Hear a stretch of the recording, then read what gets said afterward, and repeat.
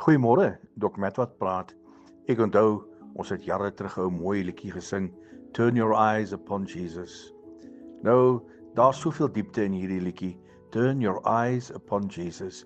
Baie keer dan maak ons op die mens staat, ons maak op die bankbestuurder staat, ons maak op die loan shark staat, ons maak op mense staat rondom ons om ons deur te help deur sekere situasies, om ons finansiëel te help.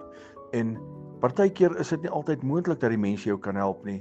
Partykeer grawe jy net vir jouself 'n diep gat deur gehelp te word deur baie van hierdie dinge. Maar ek wil vanoggend vir u bemoedig. Turn your eyes upon Jesus. Draai na hom toe. Sit jou oë gefestig op hom. Kyk wat hy vir jou kan doen. Hy is die God wat jou kan deurdra. Hy is die God wat jou kan uithelp. Hy is die God wat altyd daar is vir almal. Turn your eyes upon Jesus. Look full in his wonderful face.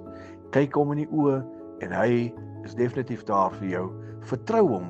Vertrou hom net en ek kan u verseker, hy gaan jou deurdra. Herlewingsgroete.